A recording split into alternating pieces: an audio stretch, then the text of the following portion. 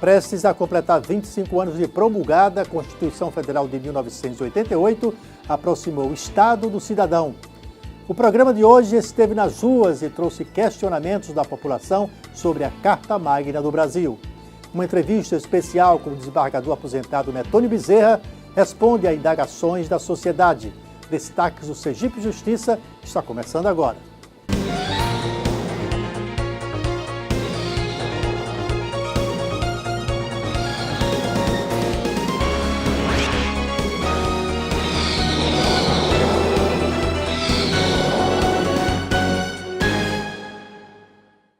Em outubro deste ano, a Constituição de 1988 completa 25 anos de promulgada.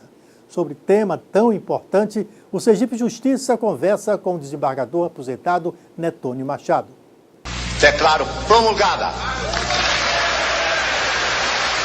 o documento da liberdade, da dignidade, da democracia, da justiça social do Brasil.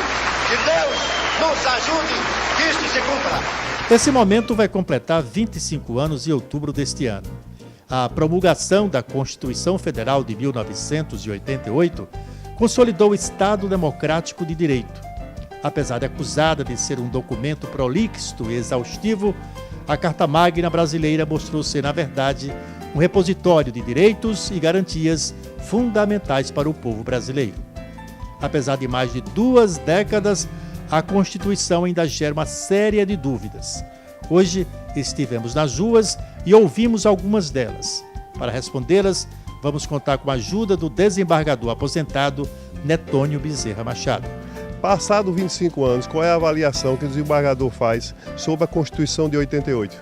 Acho que, sem dúvida nenhuma, a Constituição de 88, ela foi um marco extraordinário de avanço institucional e, acima de tudo, de busca de efetividade dos direitos fundamentais, dos direitos tanto fundamentais individuais quanto sociais, e deu ao operador do direito uma série de instrumentos para permitir a efetividade desses direitos inalienáveis. É verdade que a Constituição tem suas vicissitudes, como não poderia deixar de ter qualquer obra humana, mas, sem dúvida alguma, ela representou um avanço nas conquistas dos direitos dos indivíduos, das liberdades públicas, das exigências do indivíduo para prestações positivas do Estado ou para prestações negativas do Estado. O que me parece é que não estamos ainda muito familiarizados com a Constituição, e isso implica em que esses instrumentos que têm um alcance extraordinário terminem por ser subutilizados. E quem perde com isso, sem dúvida, é a sociedade. Mas a gente já começa a ver, desde vamos dizer assim, a topografia da Constituição, a grande mudança que houve. Ela já começa, no seu artigo 1º, por definir entre os direitos, entre os princípios fundantes da Carta Política, a dignidade da pessoa humana, a cidadania, a soberania, os valores do trabalho e da iniciativa privada. Enfim, só o fato de já vir definido na Constituição o direito à dignidade humana como princípio fundante do Estado Democrático de Direito, isso já é um viés que denota perfeitamente a mudança de foco. Mas se não quisermos entrar nessa área, nós já vamos sentir essa mudança de foco na medida em que a topografia da Constituição mudou. Antigamente a Constituição vinha primeiramente se preocupando com a organização do Estado, dos seus órgãos, das suas funções, para só lá adiante, no artigo 123, salvo engano, da Constituição anterior, tratar de direitos fundamentais. E tratar de direitos fundamentais, mas ainda assim com uma certa timidez.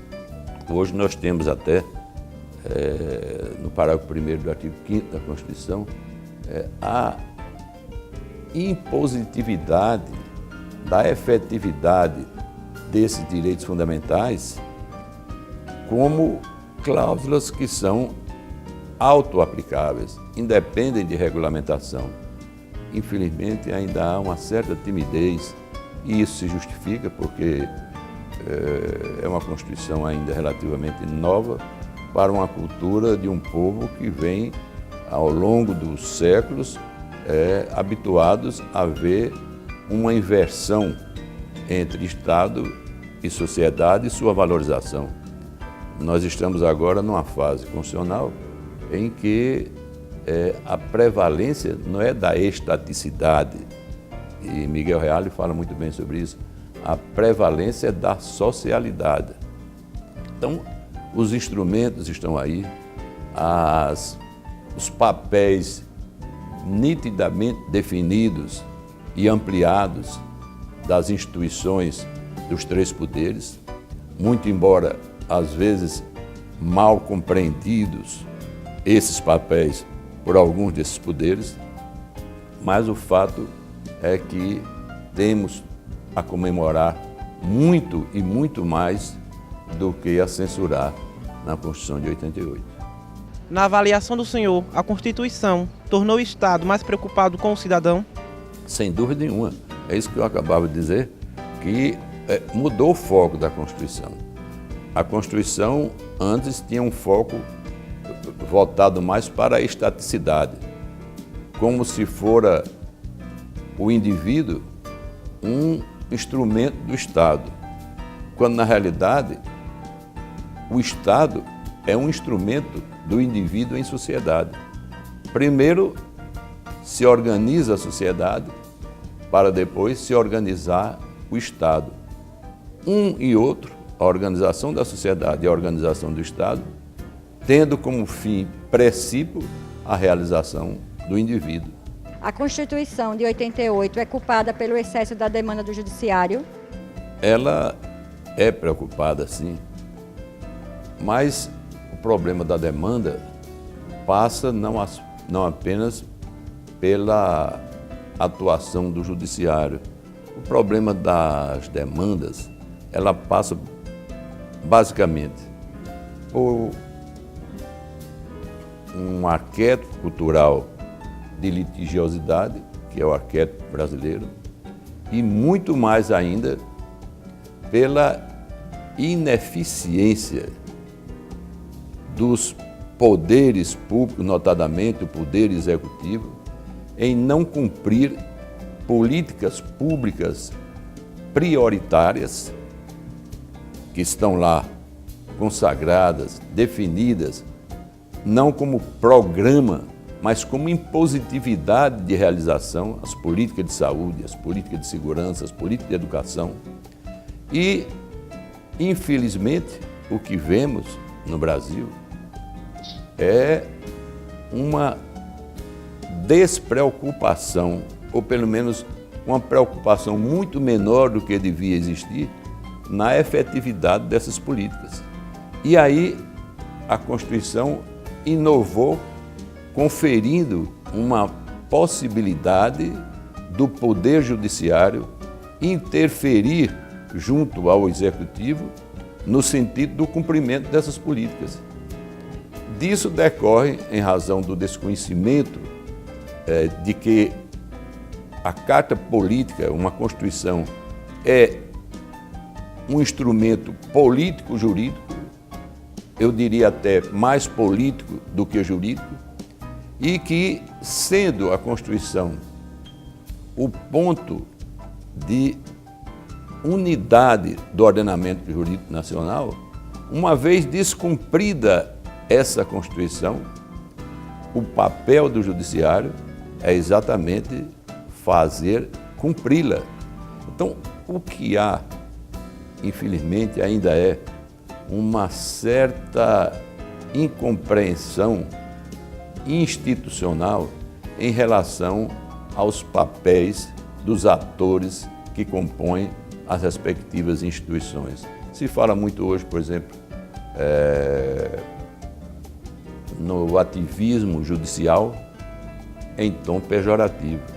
Na realidade, o ativismo judicial equilibrado, exatamente seguindo os cânones traçados pela Constituição Federal, é uma necessidade dentro de um Estado democrático de direito, com essas posições dos atores que integram os diversos poderes desempenharem cada um o seu papel no momento certo e com a força imperativa que a Constituição confere. Então, quando há uma política positiva, uma política pública de prioridade absoluta, que o Poder Executivo não cumpre, na realidade, quando o Judiciário atua no sentido de fazê-la cumprir,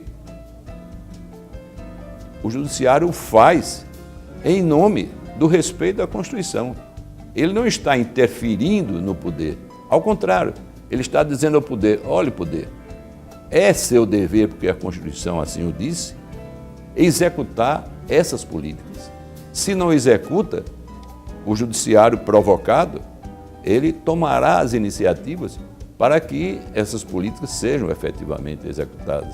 Essa é a determinação, esse é o mandamento, essa é a ordem estabelecida no instituto maior do nosso ordenamento jurídico, que é a Carta Política, sem dúvida. Depois do intervalo, vamos continuar acompanhando a entrevista sobre a Constituição Federal de 88. A gente volta já.